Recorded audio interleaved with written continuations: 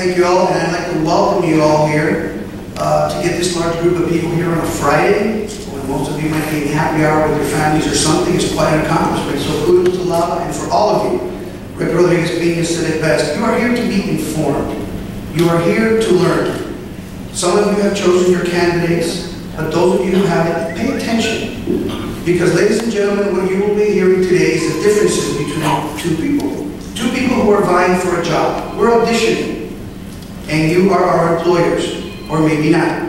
The choice is you. I have total trust in the people in Miami-Dade County that they will make the correct choice. Mayor Jimenez, when he first got elected last year, he had made a promise, as did his opponent back then, Robina. I kept his promise. The Board of County Commissioners is the one who rolled back the reins. We're the ones that took the heat. But we kept his promise because we knew that was coming and that wasn't an issue. Not everything is being told to you is the truth. And you will hear that as we go through the debates and as you question. Ask your questions, folks. If there's one time, you know, God tells you not to be selfish. He tells you to help your other. But if there's one time to be selfish in the world, is when you go vote. Do you know why? Because it is your job and your responsibility to ask each of us, not only us two, but the other 4 candidates who aren't here, or anybody running for office. You have to ask them, what are you going to do for me? What are you going to do for my kids? What are you going to do for my grandkids? And it's your job to ask. And if we don't answer your questions satisfactorily, then don't vote for us. I am telling you, you're no better off right now than you were a year ago. But I can change that. We will have a more transparent, open government. Those of you who know me, I'm black and white. I'm not going to hide anything, and I'm going to tell you. My campaign will be a clean campaign. And if those who don't do it, or mistruths, or half-truths are put out, I will fire them. So thank you so much, and I welcome all your questions, and I look forward to trying to answer as much as I can. Thank you so much for being here.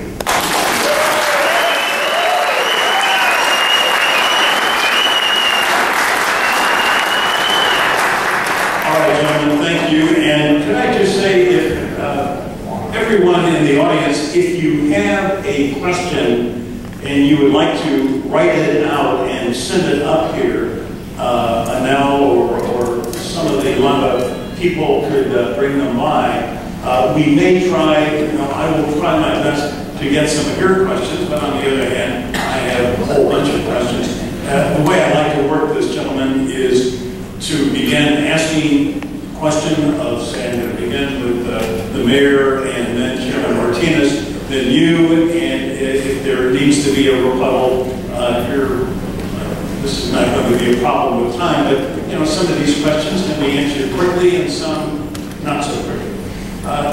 Mayor Jimenez, in light of this tragic shooting in Colorado today, this incident where 12 people have died, 71 people were shot, would you, as the mayor, offer any kind of legislative initiative that would supplement state or existing gun laws in Miami-Dade County or state laws that would make it harder, if this were possible to pass this, to keep guns sold in Miami-Dade County out of the hands of mentally deranged people like the man in Colorado? Michael, it's a pretty simple question. Obviously, yes, we have to keep guns out of the hands of mentally deranged people. We have the right to bear arms, and I think that's an important right that we do have as Americans. But obviously, anything that we can do to limit the ability of people who are unstable, we actually have to do. That's easier said than done. But obviously, yes, I would support any such legislation that, when you look at it, would actually keep the guns out of the hands of mentally deranged people. Yes, I would support it. And thank you, Chairman. Unlike civilians like myself, this gentleman for 20 years actually carried a weapon as a Miami-Dade County police officer, retired as a lieutenant. So what is your view on this? Michael, I don't think anybody would say, yes, let's put guns in the hands of mentally unstable people or people who have a criminal past. There are laws already in place. But what happens is we're humans. And wherever you have humans, there will be liars, cheaters, murderers, and people who will try to take advantage of it. We do have the right to bear arms. It's a Second Amendment. We have the right to do it. But I think there's so many laws already, we just need some kind of enforcement. This particular law that our state legislature, in their wisdom, tried to keep doctors from asking patients about weapons. That was wrong. Because now you go see a doctor, he or she may notice something in you, may notice things that I couldn't, maybe. And he might have a right to go ahead and ask. Now the problem would be, they're covered by the patient, doctor, truth, or that they cannot mention it. So I don't know how that would work. That's one law right there. That's one law right there. Where if a doctor were able to determine something, and the person does have a weapon, and the person is mine, of course, but, and the person told him something, that the doctor would not be sued, would not be liable or anything for maybe disclosing it to the authorities. And look, I have this guy who obviously has issues.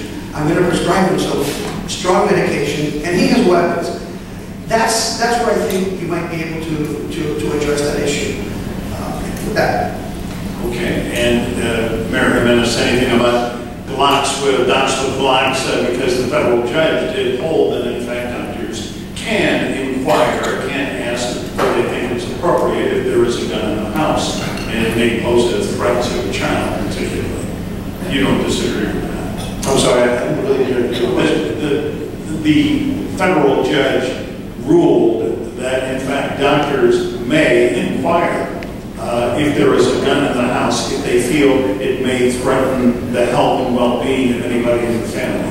Well, I think that's a reasonable rule, and if the state of Florida said that you couldn't, that's an obstacle again to keeping unstable people from having guns in their home and also threatening people. But you know, no law is going to be perfect. Maybe don't go to a doctor. You know, there are plenty of people here that are unstable that don't go to doctors, and so you know, it's a lot harder said than done. But if we could, and you had documentation, and the doctor really had issues, and thought somebody's life was in danger, absolutely, I think that we should write something about that. Okay. Chairman Martinez, in your opening statement, you said that Miami-Dade County is not better off than it was a year ago when Mr. Jimenez was elected. And you said that you as mayor would be more transparent and have a more open government. Has his administration not been transparent, not been open? I'll give you a few examples, very recent examples. We just approved the millage this past week. The millage was lowered. The millage was lowered. Most of the services were retained. The devil is in the details, and this is some pretty good books. He's been working on it for a year. We just had it for a week something, so I can't tell you everything or not. But I can tell you that there's some statements that have been made going out that this is not a tax increase. The state of Florida has a law, and the law states that if you take in and or spend more money than the previous year, you have to advertise it as a tax increase. For many years, when the construction industry, many members of this group were building homes and the home values went up, we advertised it as such. Because the amount of money that was coming in, we were helping community-based organizations, we were helping these things, and we were doing that, but it was advertised as such. This right now is not being advertised as such until September. After the elections, then you get the TRIM notice, which is the Truth in Millage Reporting. That's when you'll see it is a tax increase. Most of the people will pay less. Some people will pay more because the tax values are going up, which is what we need. We want that. We do want that. The transparency, as you say right now, listen folks, yes, we got more money, we're increasing services, we're doing this, and you're going to see a tax increase because that's what it is by law. Well, did Mayor Jimenez, and I was there on Tuesday when the millage rate was set, and you and colleagues on the commission discuss this proposed budget. Do you think in some ways that the mayor misrepresented this? I didn't hear him. You know, I know from the dais you said a couple of times, we must advertise this as a tax increase. I didn't say we must advertise it. I asked, are you going to advertise it as a tax increase? And the question and the answer was, well, yes. And I said, when? And it's in September. Which is a couple of weeks after August 14th. Right. Mayor Jimenez, let me ask you to respond to this, please. Well, I guess, you know, if the chairman thinks that that was a tax increase because he believes the state definition, then he voted to increase taxes 6 times during his tenures as a commissioner.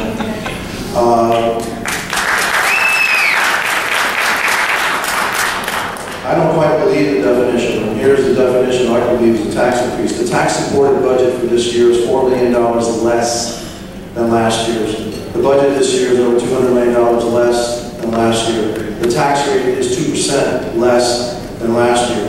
And then he is right, some people may see a rise in tax. It depends on their own individual situation with their home and the rise in value. Because there's two parts of the tax bill, the final tax bill that you get. Number one is your value, and then it's multiplied by the rate. We reduced the rate 2%. We had an increase in the value of the roll by 2%, and we wanted to make sure that we impacted as few people as possible. So our tax-supported budget is lower by $4 million, our operating budget is lower, and also our overall budget is lower by $200 million. And so, you know, I did, and I still don't believe in the state definition of a tax rate. We're doing the best that we can, and when you take into consideration the 2 years, because remember the promise I made last year was that if conditions remain the same, we could keep the same tax rate and provide the services in the same budget for 2 years. Well, we did better than that. We reduced the tax rate again, another 2%. And we kept the same levels of services. And we were able to save a lot of money through the reorganization, which a lot of people didn't think that we were going to be able to do. And a lot of people doubted that we saved the money, but we did. And we're going to continue to look at ways to make Miami-Dade County more efficient and save more money.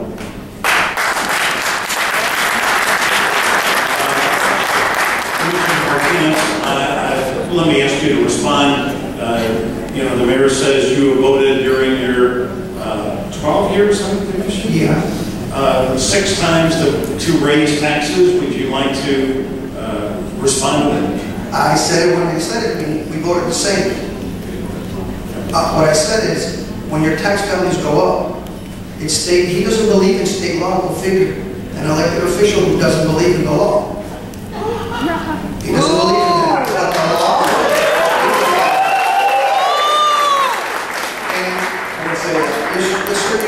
What you said is you don't believe in the definition of the state law.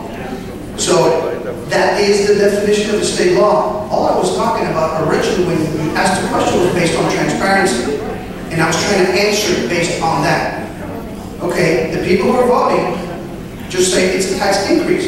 It's okay. It doesn't mean that the budget may be bad. And I originally said it, when the construction was booming, when the property values doubled, tripled, whatever they did, we were taking in more money. But we lowered the millage rate. We worked with what we had. We were able to provide more services. But we told the people that it was a tax increase. We did not tell them that it wasn't. We believed in state law back then. You voted for it too. So you can't just listen to the law when it's convenient. All right. And Mayor